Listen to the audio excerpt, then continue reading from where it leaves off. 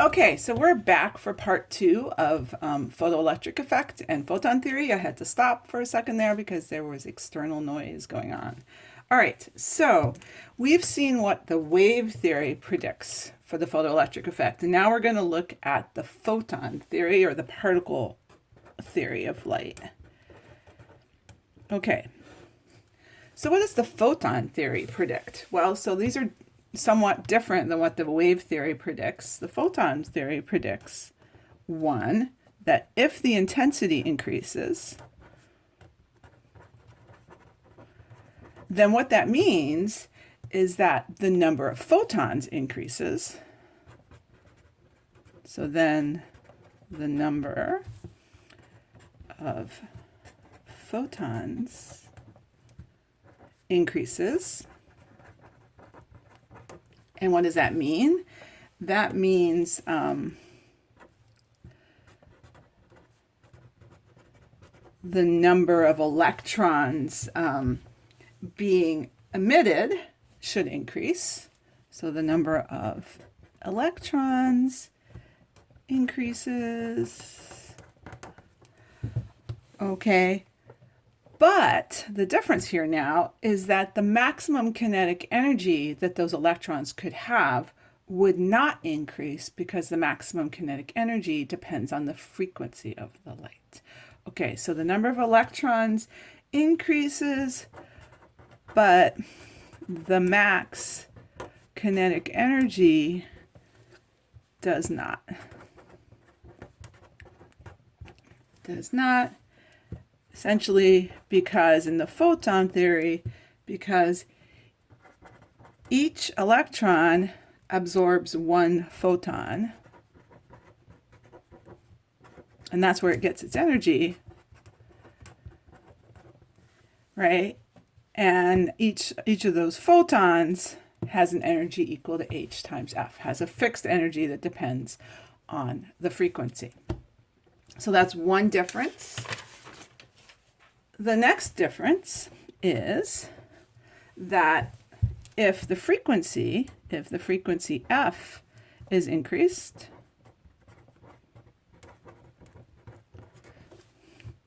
then the maximum kinetic energy should increase, because the photon energy depends on frequency. So then the max kinetic energy of the emitted electrons should increase.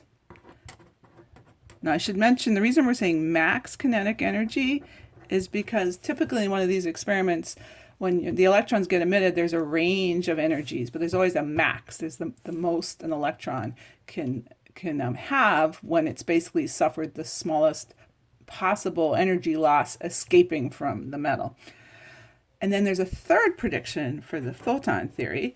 The third prediction is that there is a cutoff frequency. So not all frequencies work. There is a, what I'll say in quotes is a cutoff frequency, because that's not really the official word for it. Okay. Which sometimes we're going to refer to as F0. Okay, below which, so this is a minimum, so if the frequency is below this, so below which no electrons will be emitted.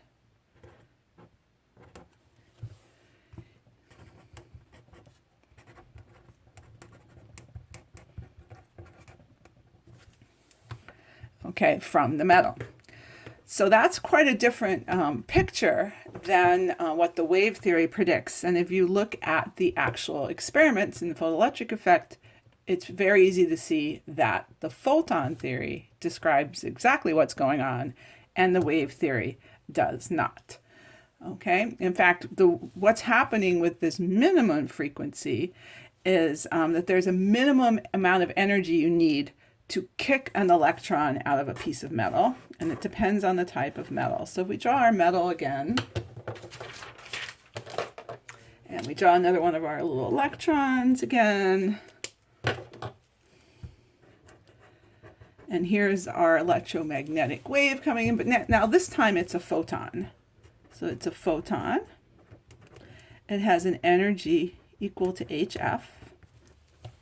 Okay, and sometimes you'll notice that I will label the photons with a gamma because as you'll see when we do radiation, photons are sometimes called gamma rays. Often in particle physics, which is my field, we draw them or write them as gammas.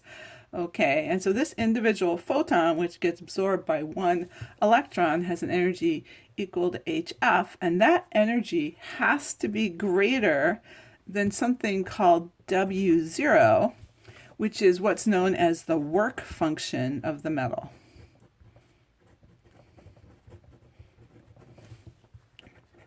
Basically, it's harder to get electrons out of some metals than other metals. There's a sort of energy, a certain amount of energy the electron needs to just get out of the metal. There's a minimum amount of energy known as the work function. And so the cutoff frequency, F0, corresponds to the photon energy that's required to get an electron out of that metal. So since E equals HF, that frequency equals E over H. So the minimum frequency, F0, is the work function in units of energy, right? That's an energy divided by H. Okay, and so that's the minimum frequency light must have, okay, to get electrons out of that particular metal. So the other thing Einstein said was he came up then with this really simple formula to describe exactly what happens, okay, which is sometimes referred to as the photoelectric formula, which basically says you have a photon with energy, and I'm going to write it now as E sub gamma, is equal HF. You have an incoming photon, it has that much energy, and now we're just going to do conservation of energy and say, where does that energy go? Some of it goes into the work function, W0, and then what's left over, if there are no other losses, then so if it's a perfect scenario with no other losses, it all goes into the kinetic energy of the electron, and we say it goes into so we say it's equal to the maximum possible kinetic energy if there are no losses. Okay, and this is this really simple expression here, that photon energy gets converted into work function plus the maximum kinetic energy of the electrons emitted, is what Einstein won his first Nobel Prize in physics for. I believe his only Nobel Prize in physics. He did not win it for general relativity or special relativity. He won it for correctly describing what was going on in the photoelectric effect. So now there's a really good PhET simulation, which I'm going to post in Canvas, so you can play around with this expression and see basically the linear impact as you increase frequency here on the max kinetic energy of the electrons. And we will stop there.